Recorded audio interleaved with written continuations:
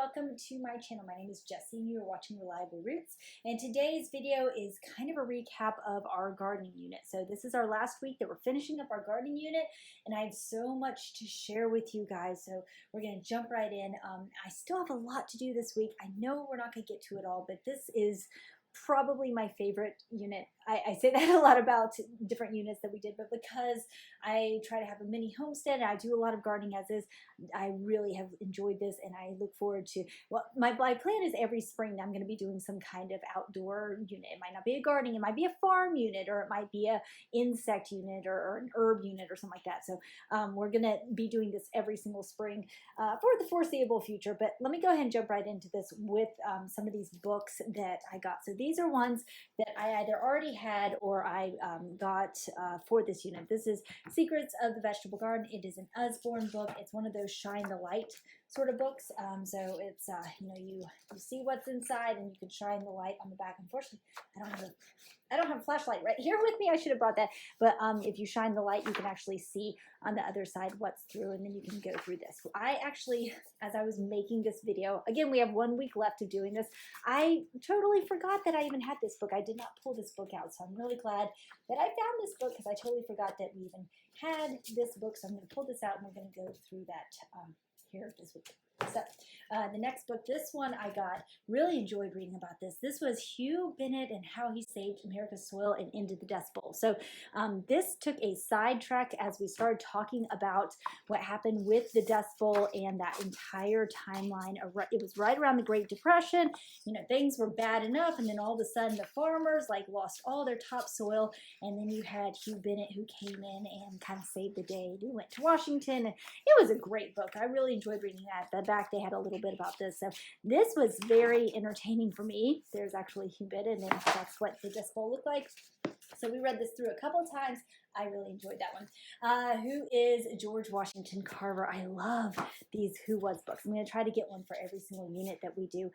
So this was, I actually didn't get to read the whole thing. My daughters took off while I was at work, and they did read-alouds by themselves. So, I mean, that was great. I need to read through it myself. I only got to chapter 3. I was doing read-alouds with them, and then my oldest daughter read aloud the rest of it about his life and times, and then I got to finish up with the rest of the book. So these are great. Obviously, my children enjoy those. However, on that note, I have another George Washington Carver book, but that's from the library. So all these books are the ones that I bought or already had. So this is The Gardener. This was another time period piece, which was wonderful because it was able to incorporate gardening with history. So this took place during the Great Depression as well. The little girl, she has to go live in the city because her father has been out of work, and he needs her to go live with her uncle. And so she goes to the big city, but she loves to plant gardens, and she goes and she ends up planting this beautiful garden on top of the building, and it was really enjoyable. I really like that book as well.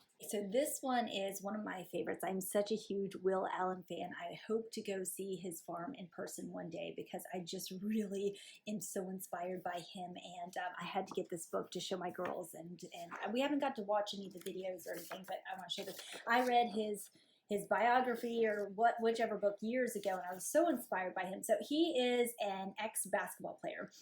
He grew up raising his own food or growing his own food, but then he turned to basketball, and while he was doing basketball, he still loved to dig in the dirt, and then he got kind of a quote-unquote normal job, and he was in Milwaukee, and he noticed that it was an urban desert, which is to say that people in the middle of the city could not get fresh food. They could get fried chicken, they could get, fast food, they couldn't get fresh food. So he bought this old abandoned florist place that had all these greenhouses on it, and fast forward, he turned it into growing power, and it's just so cool. He's the first one that I read about in my own gardening journey with aquaponics, and this is something I'll show you in a moment that we are utilizing this in our own homeschool. But aquaponics is so cool because he's growing tons of big fish, big enough to eat, and as they do their business in the water goes into all of the food. Let me see if I have a picture of that. Anyway, the water is siphoned into all of the plants. They're hanging from the greenhouses. It's fertile. The water is fertilizing the plants, and then the plants are filtering back into the tanks to feed the fish. So it's really cool how he's created just so much food in the middle of the city with them. And he's gone all over the world and tried to inspire people to create urban gardens as well. So I had a lot of fun. Oh, there's one of, you can just see a little bit of his aquaponic setup in his greenhouse. I would love to actually go visit him in person one day. And he has a whole thing about worms too. So really enjoyed reading this book. And, you know, I'm a huge fan. The next one is Our School Garden. This one was good as well. It had some, this one wasn't my favorite, to be honest. I mean, it was, it was good. It was all right, but it just wasn't my favorite. So they had some garden riddles. That was kind of fun. I think that this would be inspiring, that if you were in a school setting to grow your own garden. That part I was inspired by, and how much the kids would rather play in the garden and grow their own food than to like play with normal kind of playground sort of materials. So that part was kind of neat. But this, I mean, that was nice. Definitely wasn't my favorite.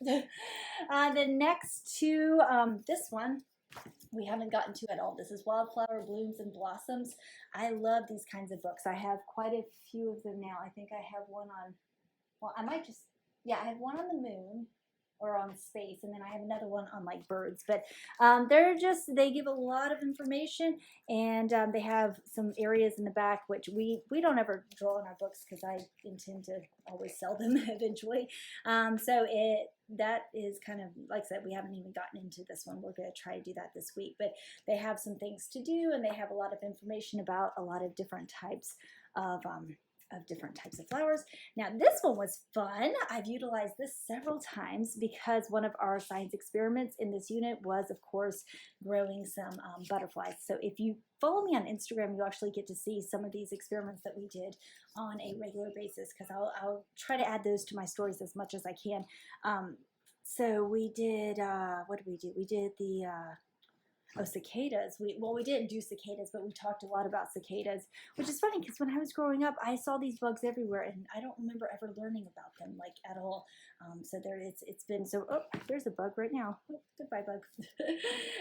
Dragonflies. Where is the? Oh yeah, tiger swallowtail butterflies. We have a ton of these in our yard. We usually have the other swallowtails that we get from parsley. Buckeyes, gypsies, where's the, oh, painted lady, there you are. So we got, I ordered 10 painted lady caterpillars. They sent me more than 10, which was wonderful because some of them didn't make it. So we actually got to watch them go from caterpillar to chrysalis into butterfly. So that was a really fun thing for us to do. It took, I think, a couple weeks start to finish. So that was a lot of fun. And again, I like that how they have the ruler. If you wanted to take these outside and find different bugs and stuff like that, it has a scrapbook. It has make moth sugar. We were going to do that, but we haven't gotten to that. I'm not sure if we're going to end up doing that. It's basically just put sugar water out. But we have enough sugary stuff around that's sticky. All right, so these are all the books that I got from the library now. So in the garden, who's been here? This is cute. This is just like, you know, wondering who's been here. A crow's been here. A slug has been here, and it has like a little riddle about like what's eating the tomatoes. Who's been here is a tomato horn. So this was a nice book. I enjoyed that. Raw radishes. I'm not a huge fan of like these kinds of, you know, normal pictures, but the kids enjoyed it, I think. So this was just going through different types of vegetables, and so there's that one. I don't have much to say about raw radishes. That one, again, was not my favorite. The Little Gardener. This one was so cute. I really like this one. So in each page, you can see there's a lot of detail and illustrations. This was the garden, and it didn't look like much. And so look at all this detail. And then if you go way down here, there's the little gardener, and here's his little hat. So it's almost like, or his little hut. So it's almost kind of like you have to find him in some of these pictures, which was a lot of fun. And it talks about how he needed help in trying to tend to his garden. Like over there he is, and stuff like that. So he ends up getting help towards the end. But I like the illustrations, and I thought it was really pretty. That was The Little Gardener. And then here's the other Dr. Carver book, that this was a lot shorter of a read, obviously, and I really liked how they did all this, kind of showing how he used to draw a lot. He started drawing on rocks and stuff, but this is talking mostly about how he would come into town, and he had these mobile schools that he would bring in and teach people how to garden, and what each thing needed, and how they could make their flowers grow, and how they can, you know, make notes about different kinds of bugs and different kinds of animals and stuff like that. Or yeah, so I really like this book. This is actually the second time that we checked this book out. That was a good one. All right, this one is a read aloud for my first grader. We are still working on reading, and we are taking it very slow, at her own pace. So you can see I have the bookmark in here, so we're taking it one page at a time, but this is my first reading, and this is A Green Green Garden with whatever that character is. I've seen him before, and his name is, I know it's about Arthur. I want to say it's Arthur, but it's not Arthur. But anyway, yeah, we haven't gotten through it yet. But that's, I got a couple of these for my first grader to try to do some read aloud as well. A Seed is Sleepy. We've read this before. I love these books. I love them. They're so pretty. I need to just go ahead and buy these. A nest is noisy, a seed is sleepy. I love the drawings on them. They're really, really pretty. And in fact, this week, hopefully, if we have enough time, I would love to watercolor some of these, or at least one of them. Ooh, that would be perfect to do the life cycle of like a bean or a corn. That would be really great. Okay, I better go faster here because I have so much to share. Plant a little seed. Kind of just flip through this. Not my favorite illustrations, but just kind of a nice little read aloud. We might read that again this week. And this is talking about Thanksgiving and planting, and it has like a little reference thing in the back. That's that one. Eric Carle, The Tiny Seed. Of course, always love Eric Carle. And this is a level 2. So this is a little bit much for my first grader right now. She might be a little bit overwhelmed with that because she is just starting to read. But that's another read aloud that I got for her. The Gardeners, We Are the Gardeners. I really enjoyed this book as well. So they start out, the whole family starts out with like a fern. It all started with a fern, and then by the end of it, they have like this whole garden because they really enjoyed planting and they learned how to garden. They come through some troubles of, you know, things eating things, but they explore gardening starting with a fern. Planting the Rainbow. My preschooler loved this one because it's got all these pretty flaps in it. Somewhere it has the flaps. So let's see. I thought that we had read this one before. Oh, this is the flappy page. Yeah, that's the flap page. So it feels like an Eric Carle book. It goes like that, the colors of the rainbow. So my preschooler enjoyed that. In the Garden, that's another one that has fold out flaps right there. And all of my first grader, my preschool, well, even my third grader really enjoyed that as well. Growing Vegetable Soup. Of course, this has a recipe at the end of it, but this is just basically like how you put them all into a pot. Not crazy about the illustrations, but they just kind of label everything, and then you put it together, and you have a recipe right here of how to cook vegetable soup. The Sunflower House. This was one of the things that I really wanted to do with my kids, but I think we're already too late to create a sunflower house this year. Yet again, I'm always behind on doing this, but one of these years I'm going to get around to doing it. I did plant some sunflower seeds in both the greenhouse and in the ground, but I don't think that's going to happen this year. One Little Lot. I really like this book.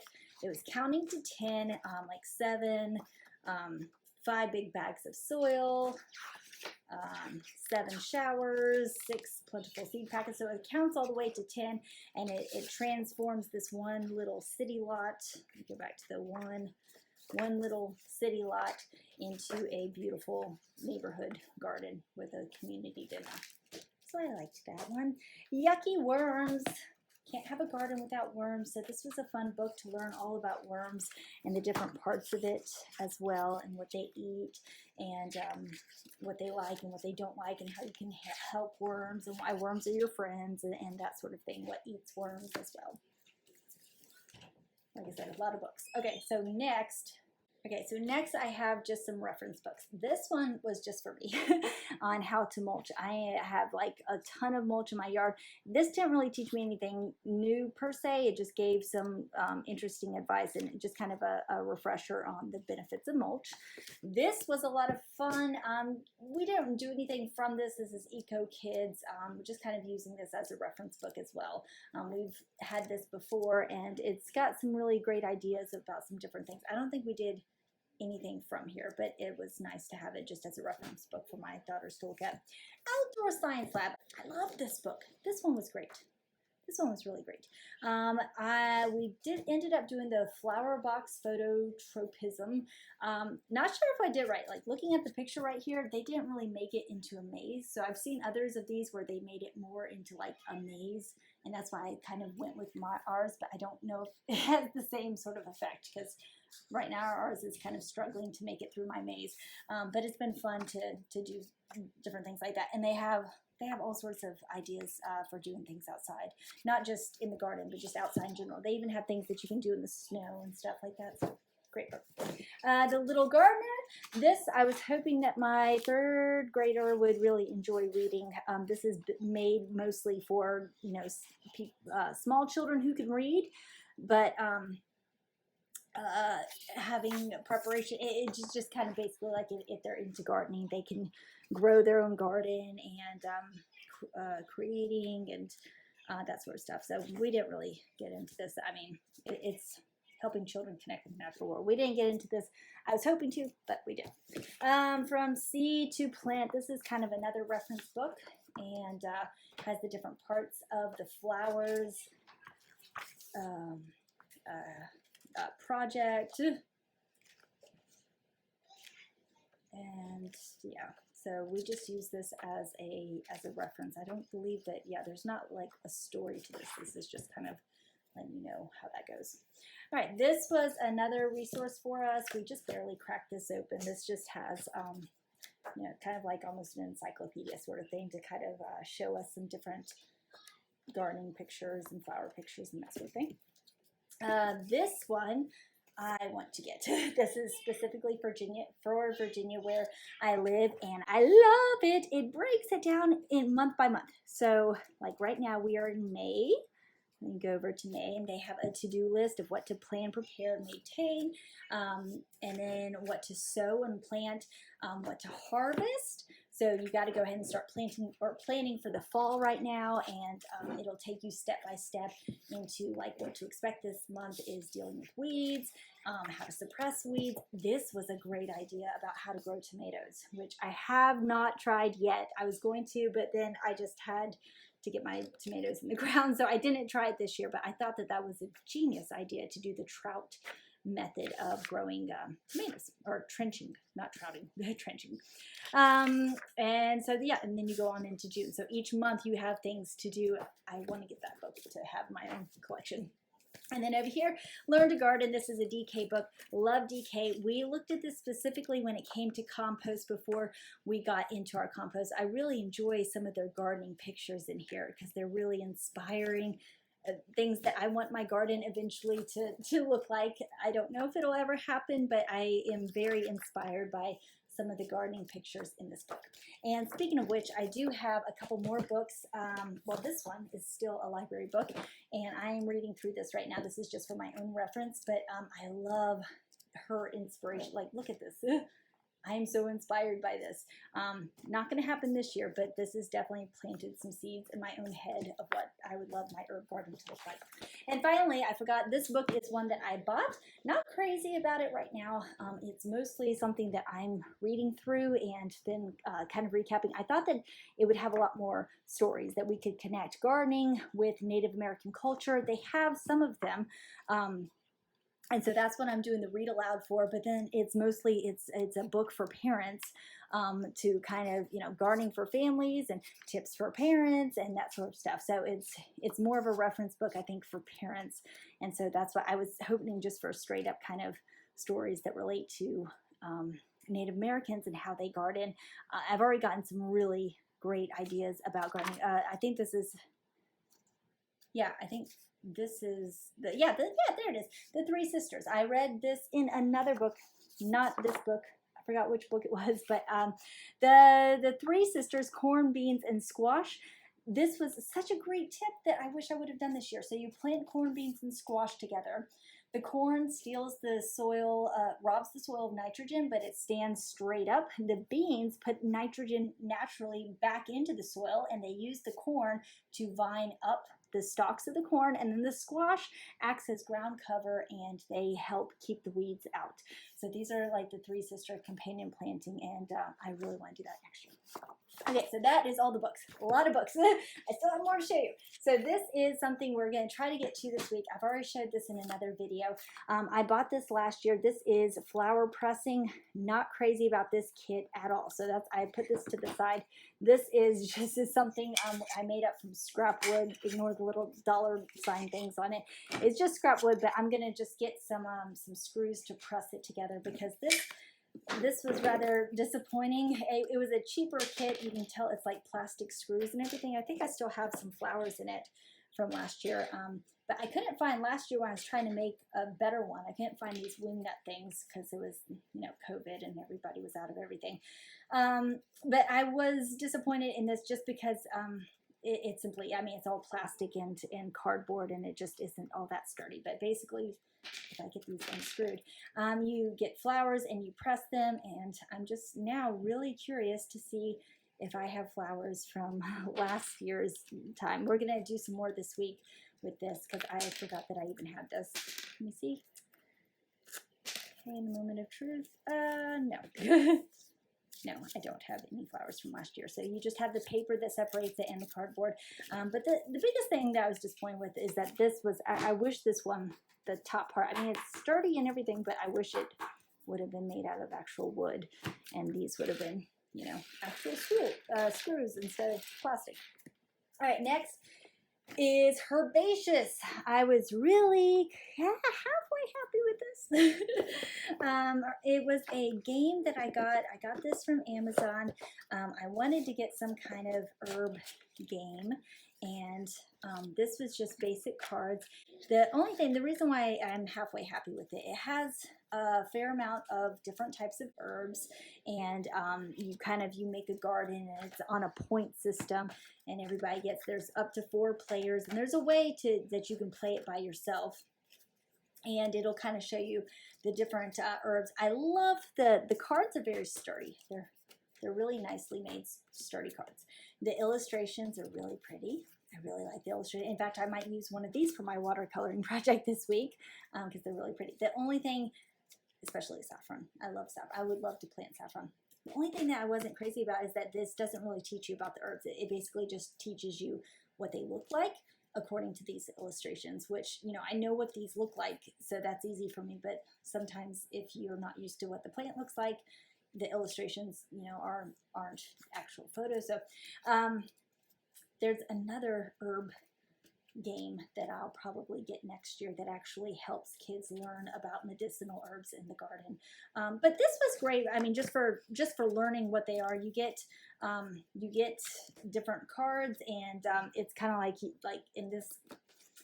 It's kind of difficult to explain. So in this little garden, you have to have 2 of a kind, and in this little garden, like underneath here, you have 1 card each, and then depending on how many cards you get, that's how many points you get, and you add up all the points at the end of the game. Okay, so that's all that. In addition to all that, let me walk through a few other things that we did. We made compost. We did the butterfly experiment like I told you guys about. We also did the pea science experiment that I also mentioned. We did, the aquarium. The aquarium was a really big hit. So we lost our prize turkey, who was really a pet more so than a turkey, this past week. And so we decided to go ahead. I'm really happy with the aquarium. So at first I wasn't, then I was. But the whole thing with the aquarium is that it's kind of tying in this unit and our next unit. Our final unit is our ocean unit, and it's only 1 week long. This is to me, it's a great way to tie in the gardening unit and the ocean unit. So we got the hydroponic aquarium, and I'll do another video all about that. I was forgetting something when I was putting this together. So the last thing that we did with our our gardening unit is actually drying out herbs. So this is oregano. We were able to dry this out, and my husband got me this amazing drying rack that is huge. I had no idea it was this big back at Christmas time. So I've been able to utilize this, and it works amazing. So much better than what I was doing before, which is just tying them up into big bunches and hanging them to dry. These get dried so much quicker. I think they took a week, maybe 10 days. So I have lemon balm, oregano, and over here this is rosemary. And I've got tons more that are already drying. I need to go harvest some more because I've got oregano like crazy and lemon balm and mint as well. And I think that's about it. So thank you all for watching. I hope your school year is wrapping up very nicely, and I'll see you guys next time. Bye!